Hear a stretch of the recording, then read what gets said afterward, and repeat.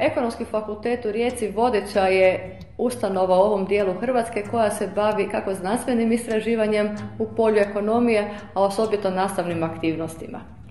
Ekonomski fakultet u Rijeci od 2005-2006. godine izvodi programe po takozvanim novim bolonjskim sustavima studiranja, što bi u našem slučaju značilo da imamo studijske programe na razini preddiplomskog studija u trajanju od 3 godine, na razini diplomskog studija u trajanju 2 godine i za one najambicioznije imamo doktorski studij također u trajanju od 3 godine.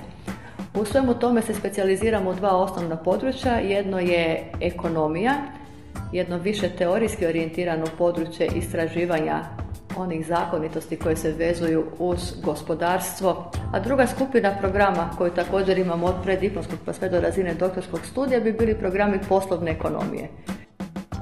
Pa ja mislim da nas, nadam se, krasi dosta izražena dinamičnost. Imamo dosta mladih nastavnika, novaka i asistenata koji zajedno s nama rastu.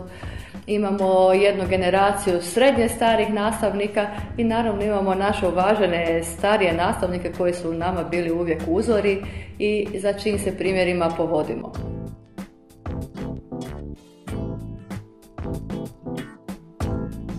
Ovaj fakultet nudi velike mogućnosti zapošljavanja u različitim sektorima, a posebno recimo ono čime se ovdje bavimo u okviru katedri za međunarodnu ekonomiju i za ekonomiku Europske unije, dakle promjenama koje donosi recimo mogućnost financiranja različitih projekata iz raznih europskih fondova. Ovdje bi trebali naučiti studente kako će naučiti funkcionirati u tim novim uvjetima.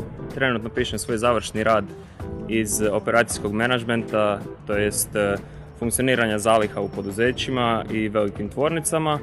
Smatram da je ekonomija jako dobar izbor za budućnost, za studiranje, da će vam uvid u to kako funkcionira tržište, kako funkcionira današnja ekonomija i gospodarstvo, kako se vrti tržište novca. Da spoznamo sadašnju recesiju, sve čime utječu proizvođači na nas potrošača, te marketinški miks i ostalo. I kako funkcioniraju velike firme, poduzeća i kako poduzetnička grana u Hrvatskoj može uspjeti.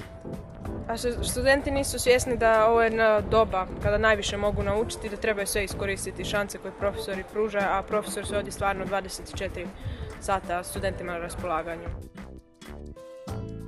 Nadam se da ste uočili koliko su suvremeni društveni trendovi i događanja povezani sa ekonomijom. Dakle, ukoliko želite bolje razumjeti što se zbiva, ukoliko želite imati više moći u kreiranju vlastite sudbine, upišite Ekonomski fakultet.